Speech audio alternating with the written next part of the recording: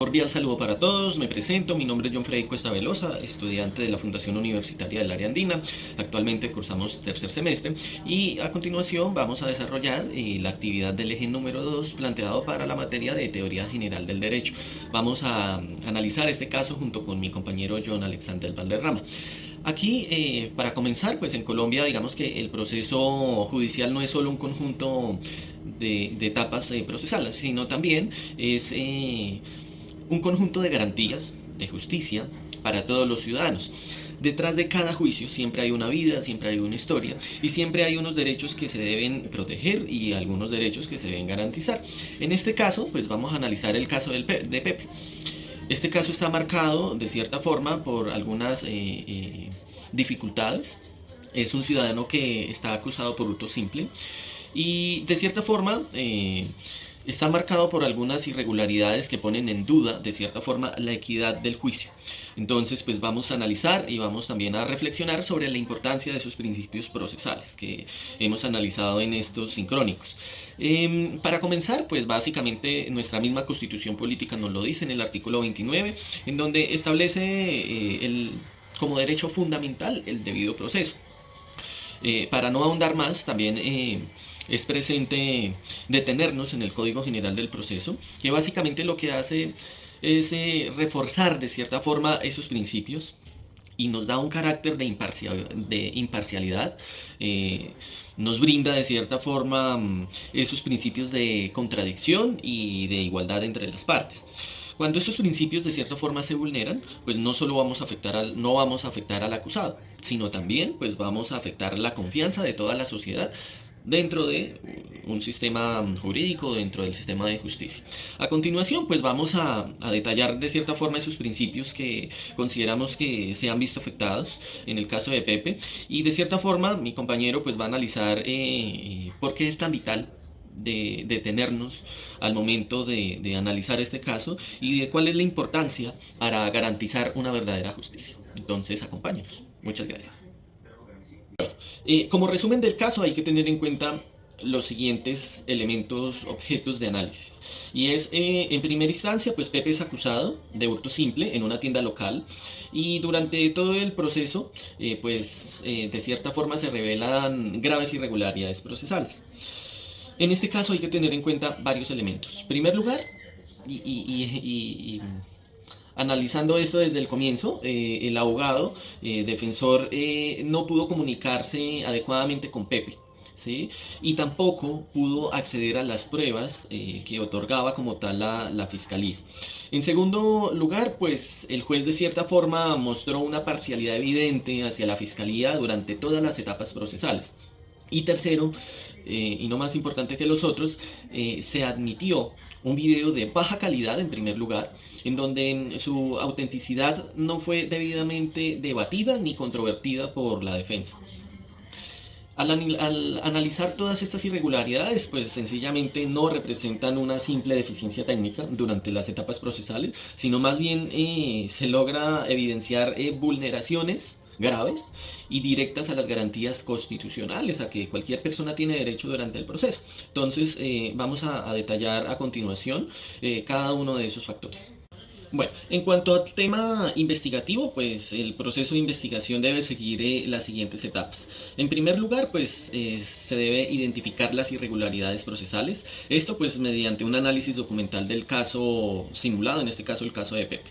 En segundo lugar, pues debemos tener una contrastación normativa, es decir, hacer o realizar una verificación de las irregularidades que logramos identificar frente al marco normativo jurídico aplicable, es decir, lo que tenemos dentro de nuestra Constitución Política de Colombia, de nuestro Código General del Proceso, dentro de toda la jurisprudencia constitucional y pues demás norma que tenga aplicación para este caso. En tercer lugar, pues debemos hacer un análisis jurisprudencial, es decir, hacer revisión, identificar y analizar sentencias emitidas pues por nuestra honorable Corte Constitucional que estén relacionadas de forma directa con vulneraciones similares o con casos similares. En cuarto lugar, pues vamos a formular soluciones jurídicas, es decir, se debe hacer una propuesta de acciones correctivas con un enfoque más doctrinal y normativo.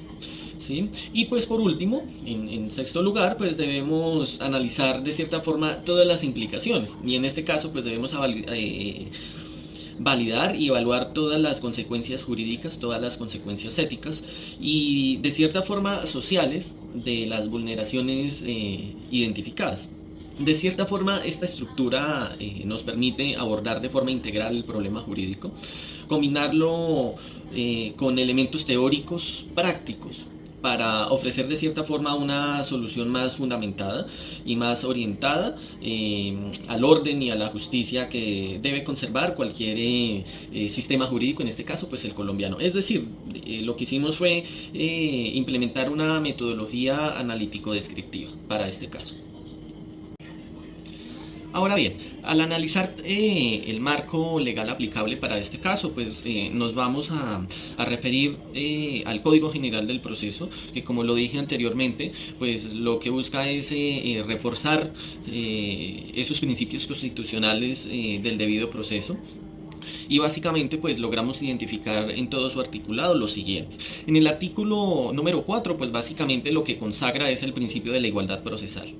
En el artículo 11 lo que hace es establecer una interpretación, o lo que busca es básicamente interpretar como tal las normas procesales. El artículo número 42 del Código General del Proceso lo que hace es definir de cierta forma los deberes que tiene como tal todo juez dentro del sistema judicial colombiano. En el artículo 79 pues básicamente busca regular todas esas nulidades procesales que pueden existir durante el proceso o en todo proceso. Y en los artículos 173 al 176 pues lo que busca es establecer o reforzar ese régimen probatorio. También hay que destacar que, por ejemplo, como punto adicional, la ley 270 del 1996, o mejor llamada como la ley estatutaria de la Administración de Justicia, pues básicamente complementa este sistema normativo y lo que hace es regular esos aspectos fundamentales como la imparcialidad, judicial y todos estos mecanismos disciplinarios y aplicables a todos los funcionarios judiciales. Luego de haber analizado todo este marco normativo y legal que puede ser aplicado a este caso, logramos identificar ciertos principios que fueron vulnerados durante este proceso. En primera instancia, pues está el principio de igualdad de las partes. Es un principio que está consagrado en el artículo 13 y 29 de nuestra Constitución Política. Y aquí también entra a reforzar el tema, y es el Código General del Proceso en el artículo número 4. Básicamente, que analizamos aquí con la igualdad de las partes, y es que de cierta forma existió un trato desigual entre la fiscalía y la defensa, lo que de cierta forma viola la igualdad procesal. Este principio fundamental busca garantizar la posibilidad de las partes a que sean escuchadas en igual de condiciones. Un ejemplo claro de ello pues es la sentencia C836 del 2013, la cual busca la igualdad de armas y igualdad procesal como un componente esencial dentro del debido proceso y del derecho que tiene cualquier persona al acceso justo a la justicia. En segundo lugar, pues tenemos el derecho a la defensa. Este principio está enmarcado en nuestra Constitución Política en el artículo 29 y artículo 42 del Código General del Proceso, más específicamente en el numeral número 3. Básicamente, ¿qué sucedió acá? Y es que se impidió la comunicación entre el abogado y su cliente. De cierta forma también se le limitó al abogado a acceder a las pruebas, la cual de cierta forma pues le va a afectar gravemente en este derecho, en el derecho a la defensa, a ejercer de cierta forma una defensa técnica y una defensa adecuada, ¿sí? Es importante destacar que el derecho a la defensa es inviolable, ¿sí? Entonces,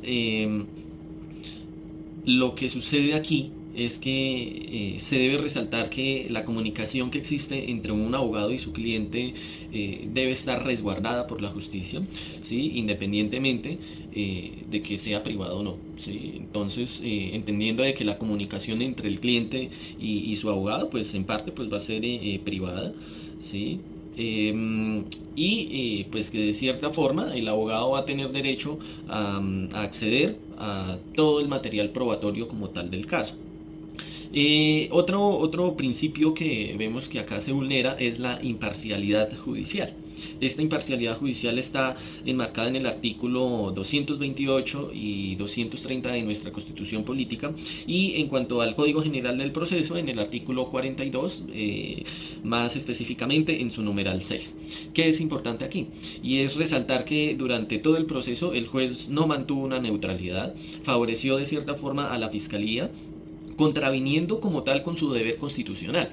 Este deber constitucional pues lo que busca es la imparcialidad que tiene como tal todo juez, y para este caso, por ejemplo, la Corte Constitucional ha señalado que de cierta forma la imparcialidad judicial es una condición esencial para el ejercicio de la función jurisprudencial como tal en cualquier proceso dentro del territorio colombiano. Otro derecho que vemos, otro principio que consideramos que se vulnera es la publicidad y la contradicción de la prueba. Esto está enmarcado en el artículo también 29 de nuestra Constitución Política, pero digamos que acá en el Código General del Proceso podemos encontrar una información relevante en el artículo 173 y 176. En este caso, pues básicamente, ¿qué sucedió? No se permitió cuestionar la prueba biográfica, ¿sí? Negando de cierta forma su contradicción, y en este caso, pues un elemento esencial clave del debido proceso, pues porque la prueba no debe ser catalogada básicamente como un mero formalismo, ¿sí? Como algo formal que se debe presentar, sino como una garantía esencial. Garantía, pues de cierta forma, que va con el objeto de garantizar la verdad en cualquier proceso, y en este caso, pues de cierta forma no se permitió cuestionar la prueba que se presentó. Otro principio que consideramos es el derecho a la impugnación. Podemos de cierta forma observar que este caso está sujeto en el artículo 29 y artículo 31 de nuestra Constitución Política, pero en nuestro Código General del Proceso podemos tener más información en el artículo 318. ¿Qué sucede con este caso? Pues básicamente se restringen las objeciones y el debate probatorio. Básicamente lo que sucedió fue limitar al acceso de recursos, lo que vulnera el principio de la doble instancia. En este caso podemos analizar la sentencia C-788 del 2002, la cual fue emitida por la Honorable Corte Constitucional, y la cual deja en firme que el derecho a impugnar las decisiones judiciales es una manifestación esencial del debido proceso. Consideramos que esos son los principios que fueron vulnerados para este caso. Para las acciones jurídicas procedentes en el caso de Pepe, tendremos en cuenta en este momento la Constitución Política de Colombia, el Código General del Proceso y también alguna jurisprudencia. ¿Qué acciones jurídicas procedentes se pueden hacer en este caso específico de Pepe? Resumen del caso. En el caso Pepe se detectaron irregularidades graves como la parcialidad del juez, fallas en la admisión y valoración de pruebas y vulneración de garantías procesales. Estos hechos no solo afectan a las partes involucradas, sino que ponen en riesgo la legitimidad del sistema judicial. Una de las acciones que podemos tomar es la recusación del juez. Fundamentados en el artículo 141 del Código General del Proceso, podemos entender que la recusación se aplica cuando se evidencia que el juez tiene un interés directo o enemistad grave, como lo establece el artículo 141 del Código General del Proceso. En este caso, el juez mostró comportamientos que comprometen su imparcialidad.